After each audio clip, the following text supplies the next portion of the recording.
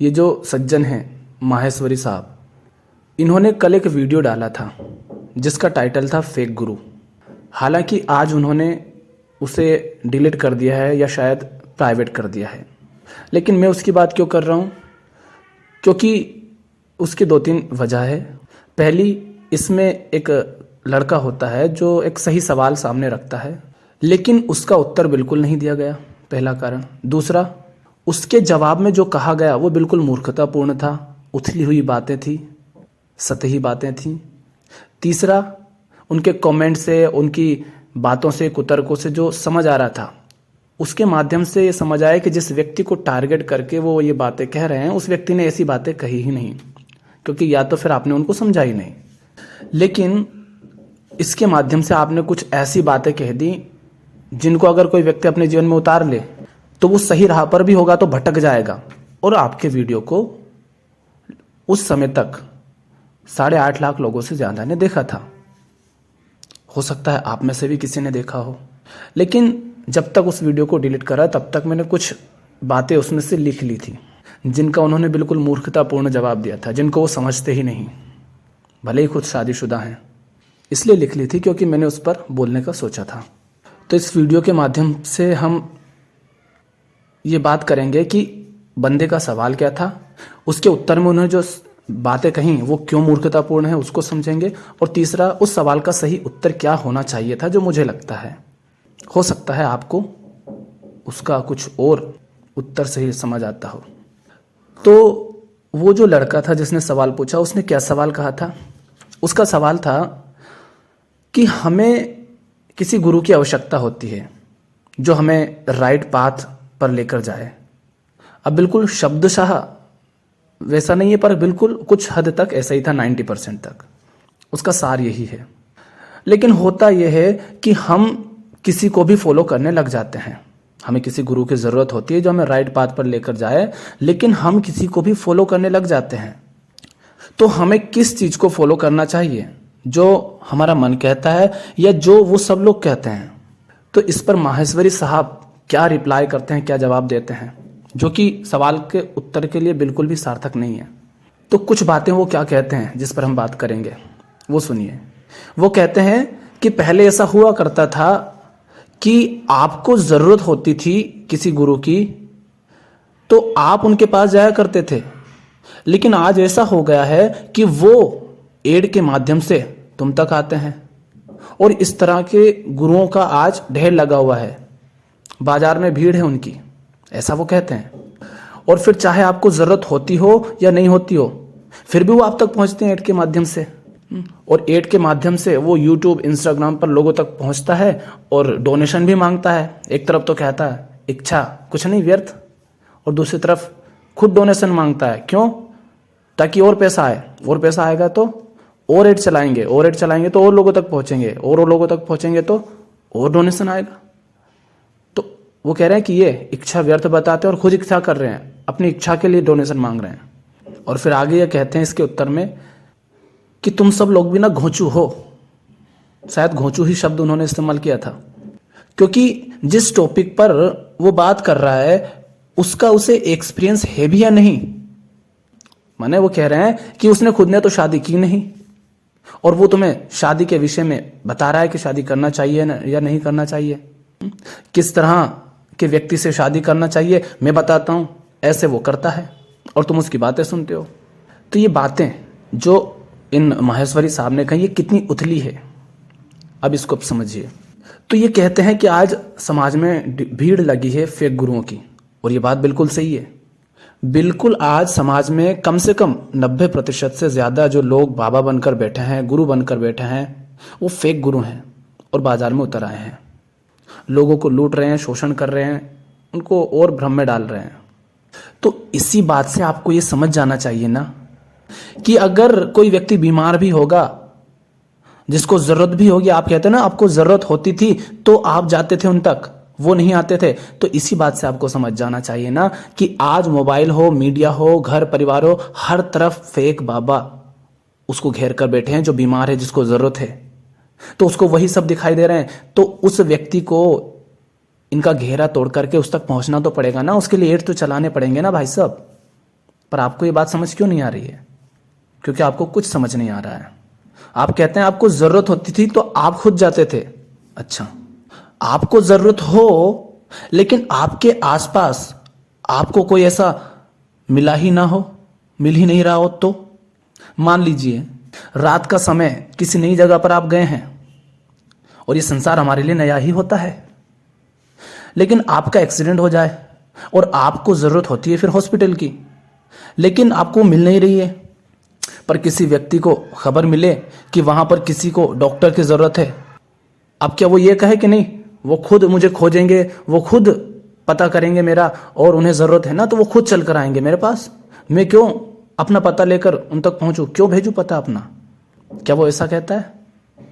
वो या तो खुद आता है या अपना पता भेज देता है उन तक किसी भी तरीके से। क्या वो एडवर्टीजमेंट नहीं? उसको एडवर्टीजमेंट कहते हैं।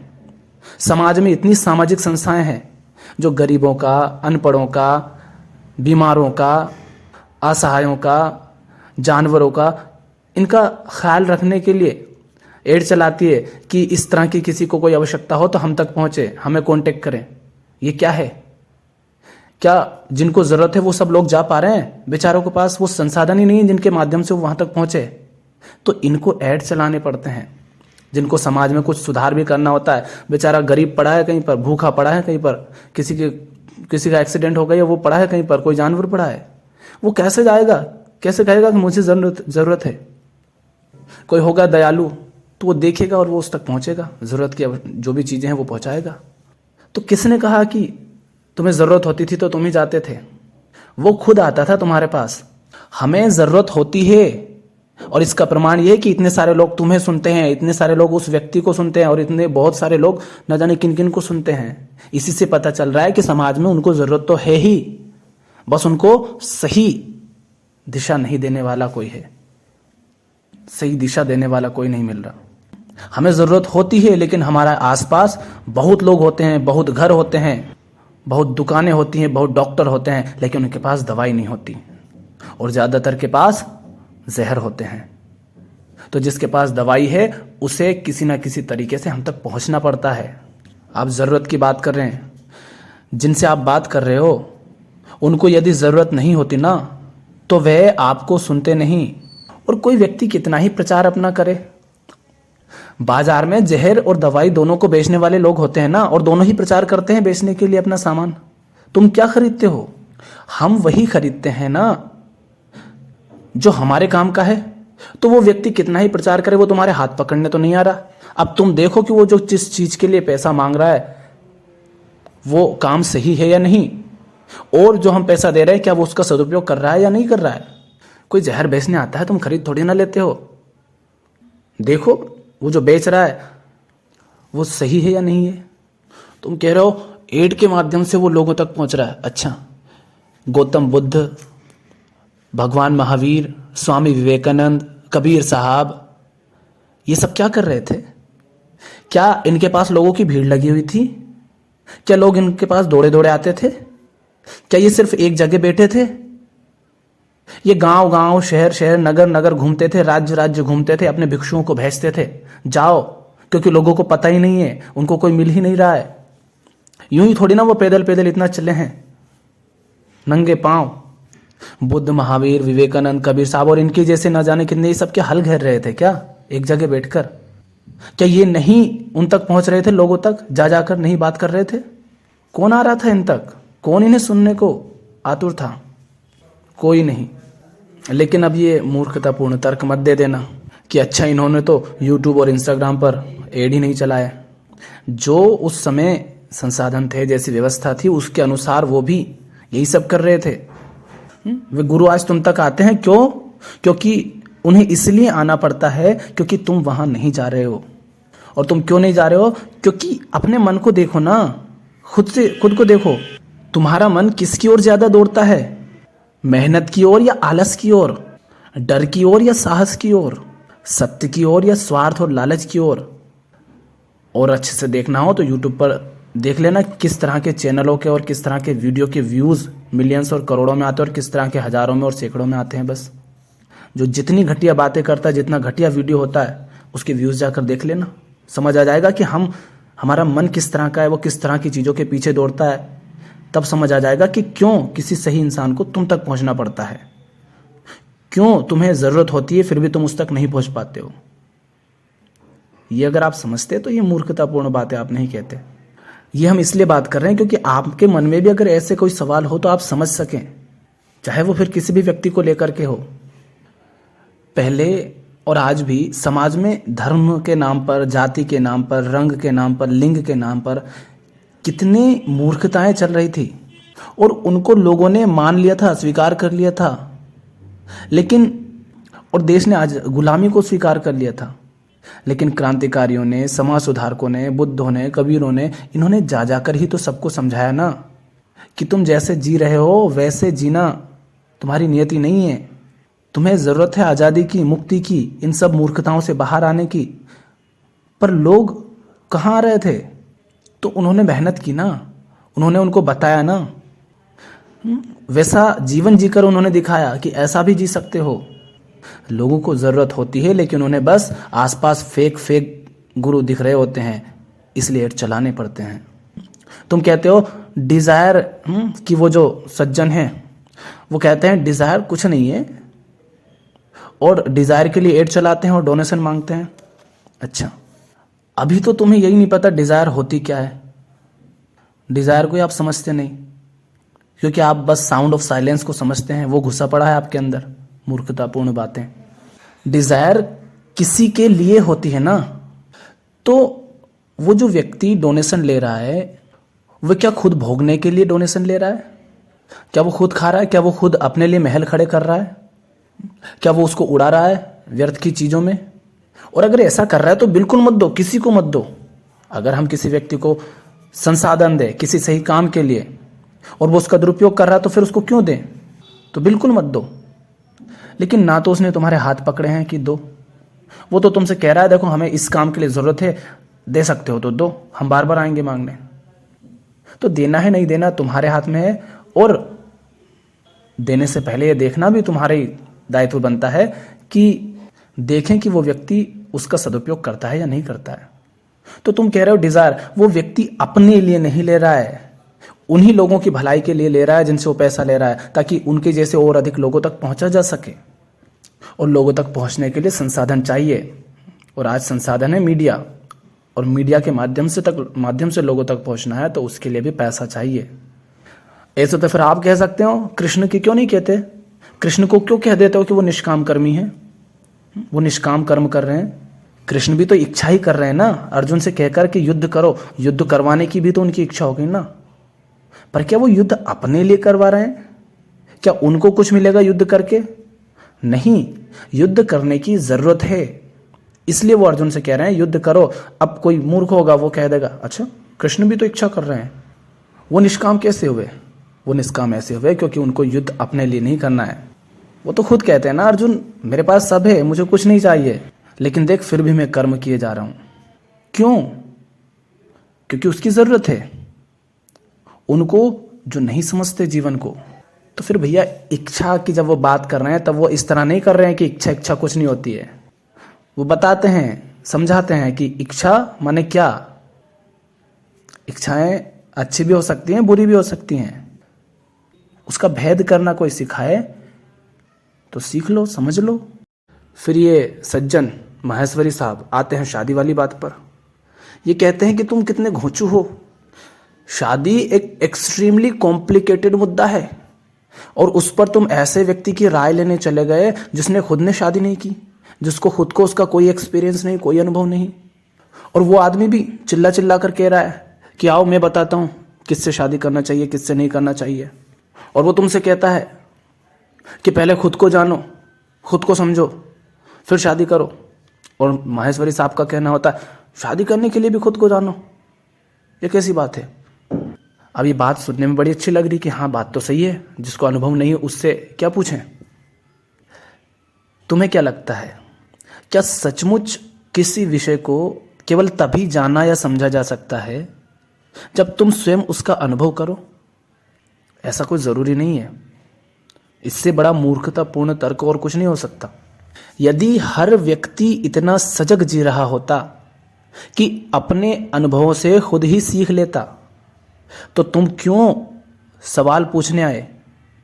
इतने सारे लोग क्यों तुम्हारे सामने बैठे हैं और तुम क्यों इन्हें गाइड कर रहे हो? इनसे सीधे कहो ना कि जाओ और मैदान में उतरो और खुद अनुभव लो, खुद जानो। क्यों गाइड कर रहे हो? अनुभव तो हर व्यक्ति को न जाने कितने और हर तरह के होते हैं, हर दिन होते हैं, पर क्या हर व्यक्ति सीखता है उन अनुभवों से? गलतियां दोहराता जाता है। और पहली बात तो ये कि ये ज़िंदगी ना बहुत छोटी है, और सारे अनुभव यदि खुद लेने गए ना तो अनुभव लेने के चक्कर में ही निकल लोगे बिना जिए। दुनिया में कितना कुछ है जो तुम इस्तेमाल करते हो चीज़ों को, क्या तुमने उनका अनुभव किया है? पर करते हो ना इस्तेमाल। एक बच्चा होता है, वो आग में हाथ डालता है तो उसे क्यों तुम रोकते हो? लेने दो ना उसको अनुभव। उसको थोड़ी नहीं पता है कि आग हाथ जलाती है, तो उसको अनुभव लेने दो। क्यों रोक रहे हो? जहर खाने से लोग मर जाते हैं, ऐसा तुमने सुन रखा है, लेकिन तुमने तो आज तक जहर खाया नहीं, तो तुम्हें कैसे पता कि लोग मर जाते हैं? तो जाओ, जाकर जहर खाकर देखो। क्यों नहीं जहर खाते? पहले खाकर देखो, फिर लगे कि हाँ मर जाते हैं, तब बात स्वीकार कर लेना। दुनिया भर के लोग हैं, वो मौत से इतना क्यों डरते हैं? अरे आप भी डरते हो ना मौत से, तो हर कोई व्यक्ति डरता है। क्यों डरते हो? तुम तो आज तक मरे नहीं ना। मौत का तुमने तो कोई अनुभव लिया नहीं, फिर मौत से डरते क्यों हो? लेकिन चाहे मौत हो, चाहे आग हो, चाहे जहर हो, चाहे बीमारियां हो, यहां तो तुम कहते हो कि देखो दूसरा भी जल गया ना, वो दूसरा भी मर गया ना, देखो उसने जहर खाया तो वो भी नहीं बचा, वो भी मर गया। तो देखो आग से, जहर से, मौत से, बीमारियों से ऐसा होता है, इसलिए हमें भी सावधान रहना चाहिए। यहां तो तुम दूसरे के अनुभवों से सीख ले लेते हो, यहां तुम मान कर बैठे हो। खुद ने मौत का कभी अनुभव नहीं लिया, जहर का अनुभव नहीं लिया, और शादी के मुद्दे पर बकवास कर रहे हो कि जिसको अनुभव नहीं है वो बात कैसे कह देगा? जिसको अनुभव है क्या वो भी समझता है शादी को? और एक तरफ तुम खुद कह रहे हो कि शादी एक्सट्रीमली कॉम्प्लिकेटेड मुद्दा है। वो कॉम्प्लिकेटेड है तुम्हारे लिए। क्यों? इसी से तुम्हारे बारे में समझ आ रहा है कि तुमने भी जाने अनजाने में बहुत सारी बेवकूफ़ियाँ की हैं, जीवन को नर्क बनाया है। और तुम कह रहे हो एक्सट्रीमली कॉम्प्लिकेटेड है, और ऊपर से कह रहे हो वो जो दूसरे सज्जन है एपी, अगर वो कह रहे हैं कि पहले खुद को जानो, खुद को समझो, फिर देखो किससे शादी करना है, और तुम कह रहे हो शादी एक्सट्रीमली कॉम्प्लिकेटेड है, तो भैया एक्सट्रीमली कॉम्प्लिकेटेड है तो ये तो फिर और ज़्यादा ज़रूरी हो जाता है ना कि पहले खुद को जानें, खुद को समझें, फिर कोई निर्णय ले शादी के विषय में। अगर मुद्दा ज़्यादा एक्सट्रीमली कॉम्प्लिकेटेड है, जितना ज़्यादा कॉम्प्लिकेटेड है उसमें तो उतना ज़्यादा विचार करने की ज़रूरत है, और तुम कह रहे हो शादी करने के लिए खुद को जानने समझने की क्या ज़रूरत है? अरे खुद को जानोगे समझोगे नहीं तो दूसरे को भी कैसे समझ पाओगे? यहाँ कोई तुम्हारे साउंड ऑफ साइलेंस की तरह कुछ अद्भुत जान लेने की बात नहीं कही जा रही है। जीवन को समझने की, मन को समझने की बात कही जा रही है, वृत्तियों को समझने की बात कही जा रही है। और भाई ऐसा है देखो कि जिन लोगों ने अपनी ज़िंदगी को नर्क कर लिया है ना, वही लोग आ करके, रो रो करके अपनी कहानियाँ सुनाते हैं, वही बताते हैं कि शादी करके उनका क्या हाल हुआ है। इतनी तो भीड़ लगी रहती है, इतने लोग तो आ करके अपनी व्यथा सुनाते हैं। वो समझ नहीं आती क्या? अब इसके लिए जा कर के खुद उसमें घुसे। जहर पीने से किसी की मौत हो गई तो तुम नहीं उसको पीते, आग में जलने से कोई जल गया, मर गया तो तुम नहीं जलते, दूसरे को देखकर वो सीख लेते हो। तो यहाँ दूसरों की ज़िंदगी के अनुभवों से, उसकी ज़िंदगी की हालत से नहीं सीख सकते क्या? उसके लिए खुद उसमें कूदना ज़रूरी थोड़ी ना है। तो बंदे का सवाल क्या था, उसके जवाब पर क्या मूर्खतापूर्ण बातें कह दी आपने। जो भटके नहीं थे उनको और भटका देते हैं आप। इतने लोग आपको सुनते रहते हैं, थोड़ा तो उनका ख्याल करो। और ऐसा तो जिन सज्जन का आप, जिनको टारगेट करके आप कह रहे हैं, ये आपके बातों से और आपके कमेंट से पता चल रहा है। तो शादी के संबंध में उन्होंने ऐसा तो कुछ कहा ही नहीं कि करना ही नहीं है, ये ज़रूर करना है। वो तो पूछ रहे हैं शादी कर कौन रहा है? कहीं शादी बस इसलिए तो नहीं कर रहे हो क्योंकि अकेलापन महसूस हो रहा है, वासना उठ रही है, या सब करते हैं इसलिए कर रहे हो, या सबका दबाव है सिर्फ इसलिए कर रहे हो? वो तो ये पूछते हैं कि कर क्यों रहे हो और कर किससे रहे हो। भैया थोड़ा तो देखोगे ना, किसी पागल से क्यों नहीं तुमने शादी कर ली? तुमने भी किसी जानवर से शादी क्यों नहीं कर ली? थोड़ा तो देखते हो ना सामने वाले व्यक्ति को। तो वो महोदय कह रहे हैं थोड़ा और ज़्यादा देख लो, और उसको देख रहे हो उससे पहले खुद को देख लो। तो इसमें समस्या क्या है? क्या गलत कह रहे हैं वो? शादी कौन कर रहा है, शादी किससे कर रहे हो, और शादी कर क्यों रहे हो? इसलिए वो कहते हैं कि खुद को समझो। और हमारे यहाँ शादी होती ही कैसे है समाज में? उम्र हो गई है तो शादी कर लो, सबकी हो गई है तो तुम भी कर लो, भले ही अकल खाली हो। सब करते हैं, तुम्हें भी करनी होगी। बूढ़े हो जाओगे जब करोगे क्या? अरे दादी को नुन्नू को खिलाना है, दादी को नुन्नू चाहिए तो शादी कर लो। बेटा निर्भर है बाप पर और वो शादी कर लेता है। ऐसे तो हम शादी करते हैं। और कोई व्यक्ति कह रहा है कि पहले इन सब बातों को समझ तो लो, ऐसे शादी करोगे जिंदगी भर रोते रहोगे। क्योंकि दूसरे जो सुना रहे हैं अपनी कथा उसको सुन लो, समझ आ जाएगा क्या होता है जब इस तरीके से निर्णय लेते हो। तो वो यही तो समझा रहा है। तो ये बिल्कुल आवश्यक नहीं है कि किसी विषय पर बात करना है तो उसका अनुभव खुद लेने जाओ। दूसरों के अनुभव से सीखा जा सकता है। अब आते हैं बंदे के सवाल पर कि उसने क्या सवाल किया था, उसका क्या उचित उत्तर हो सकता है जो मुझे लगता है। तो बंदा पूछता है कि हमें गुरु की आवश्यकता होती है जो हमें राइट पाथ पर लेकर जाए। तो सबसे पहले तो यह समझो कि गुरु कोई व्यक्ति नहीं होता है। किसी भी व्यक्ति के माध्यम से तुम्हें जो मिल रहा होता है, क्या वह तुम्हारे दुख को खत्म कर पा रहा है? क्या वह तुम्हारी उलझनों को सुलझा पा रहा है? क्या वह तुम्हारी समस्याओं को, उनके कारणों को और उनके समाधानों को तुम्हारे समक्ष स्पष्ट कर पा रहा है? क्या उसे सुनकर तुम्हारी समझ बढ़ रही है? यदि हाँ, तो उस व्यक्ति को गुरु या पथ प्रदर्शक के रूप में हम स्वीकार कर लेते हैं और फिर हम उसे और सुनते हैं। क्यों? क्योंकि हमारी समस्या ही यही होती है कि हमें हमारी समस्या और उसके कारणों की ही स्पष्ट समझ नहीं होती है। तो उसमें किसी अन्य व्यक्ति की समझ, उसका ज्ञान, उसका अनुभव यदि हमारे काम आ जाता है तो हमें उसको ले लेना चाहिए। हम ऐसा समझते हैं, इसलिए फिर हम उसको गुरु या मार्गदर्शक या एक सही शिक्षक की भांति भी हम स्वीकार कर लेते हैं। तो गुरु ये होता है। तो जितने भी आसपास फैले हैं उनको इस तरीके से देखो, ऐसे मत देखो कि कौन बैठा है वहां पर। और उसी लाइन में तुमने कहा था कि जो हमें राइट पाथ पर लेकर जाए। भाई लेकर कोई नहीं जाएगा। जो सच्चा मार्गदर्शक होगा, सच्चा गुरु होगा, वो तुम्हें लेकर नहीं जाएगा। चलना तो तुम्हें ही पड़ेगा। और ये कैसे पता चलेगा कि आगे बढ़े या ना बढ़े उस व्यक्ति के साथ, राइट पाथ है या नहीं जिस पर हम चलने लगे हैं? ये इसी से पता चलेगा कि जिधर चल रहे हो उधर चलकर तुम्हारी प्यास बुझ रही है या नहीं बुझ रही है।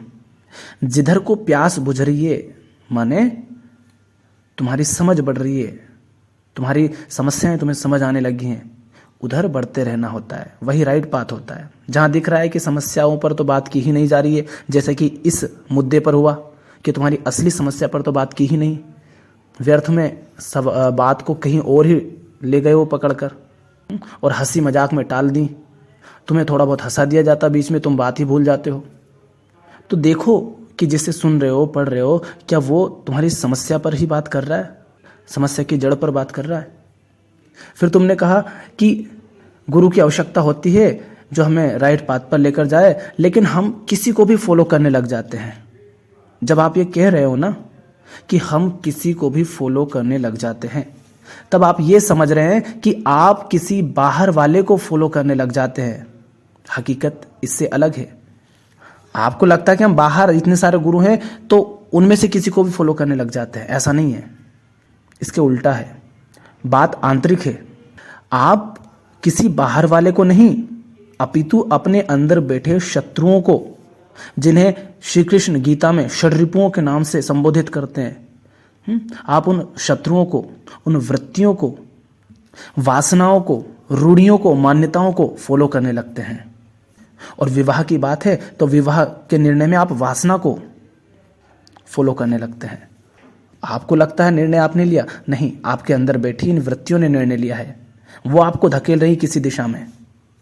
और फिर बाहर जिस व्यक्ति की बातें आपको सुविधाजनक लगती है, माने आपके अहम को सुविधाजनक लगती है, जिसकी बातों से आपके स्वार्थों की पूर्ति हो रही होती है, जिसकी बातों से आपको ये दिखता है कि मेहनत कम है और फायदा ज्यादा है, जहां आपके स्वार्थ पूरे हो रहे होते हैं, आप उधर चले जाते हैं, फिर वहां जाकर होता है नुकसान। तो आपको लगता है कि हर व्यक्ति गलत है, लेकिन जिनसे आप बात कर रहे हैं वो बता ही नहीं रहे हैं कि आप अपने स्वार्थों के अनुसार ही व्यक्ति को फॉलो करते हैं। और जिस व्यक्ति को टारगेट करके वो ये सारी बातें कह रहे हैं, वो व्यक्ति तुमसे कहता है मेहनत करो, संघर्ष करो। अब मेल जम गया है शरीर पर तो घिसना तो पड़ेगा ना, दर्द तो होगा ना, पर तुम्हें दर्द सहना नहीं, तुम्हें आराम से अपनी समस्याओं का हल चाहिए।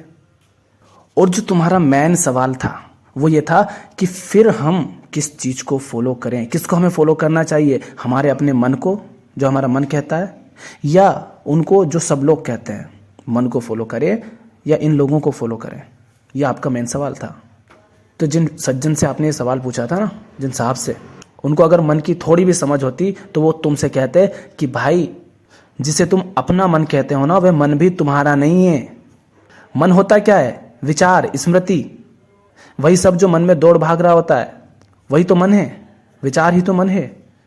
तो मन जो कुछ कहता है वह भी वही सब है जो दूसरों ने तुम्हारे अंदर भर दिया है। दूसरे तो दूसरे हैं ही, तुम्हारा मन भी तुम्हारा नहीं है। तुम्हारे मन में जो कुछ भी घुसा पड़ा है वो बाहर से ही तो आया है ना। और जरा थोड़ा सा जीवन में ध्यान दो, सजग होकर देखो कि मन ज्यादा किस ओर भाग रहा होता है। ज्यादातर तो वो व्यर्थ चीजों की तरफ ही भाग रहा होता है। मन की सुन लोगे तो और नर्क में जाओगे, बिल्कुल दलदल में घुस जाओगे। तो फिर सुने किसकी? किस चीज को फॉलो करना चाहिए? ना मन को फॉलो करो, ना लोगों को फॉलो करो। फॉलो करो अपने दुख को, अपनी समस्या को। इसका मतलब क्या हुआ? इसका मतलब ये हुआ कि तुम बीमार हो, तुम्हें बीमारियां हैं और तुम जाते हो डॉक्टर के पास। अब कैसे पता चलेगा डॉक्टर अच्छा है या बुरा है, सही है या गलत है? डॉक्टर ने तुम्हारा इलाज किया होगा, दवाइयां दी होगी। अगर उसके इलाज से, उसकी दवाइयों से तुम्हें फायदा हो रहा है, बीमारी ठीक हो रही है, तो डॉक्टर सही है, क्योंकि उससे हमारी समस्या खत्म हुई। पानी कुछ पिए जा रहे हो, वो पानी है या नहीं कैसे पता चलेगा? उससे प्यास बुझ रही है तो समझो पानी है। पानी नहीं होगी तो थोड़ी देर में फिर पता चल जाएगा कि भाई प्यास बुझी नहीं। उसी तरह अपने दुख को, अपनी समस्याओं को अपना गुरु बनाओ, उसको फॉलो करो। देखो कि क्या वह कम हो रहा है, क्या मेरी समस्या स्पष्ट हो रही है, क्या मैं उसे समझ पा रहा हूं, क्या मुझे साफ साफ दिख रहा है कि उसका कारण क्या है, उसको कैसे ठीक किया जा सकता है। तो फिर उस व्यक्ति को और सुनो, उसकी बातों को और देखो तो और समझ आएगा। और तब तक सुनो जब तक उसकी बातें तुम्हारे काम आ रही हैं। जब काम नहीं आए तो हटाओ उसको दूर। अरे डॉक्टर पहले इलाज कर पा रहा था, अब वो खुद इलाज नहीं कर पा रहा, बुढ़ा हो गया, उसको दिखता नहीं, उसको सुनाई नहीं देता, अब क्यों जाए उसके पास हम? तो जब तक कोई काम आए हमारे, तब तक उससे सहायता लो।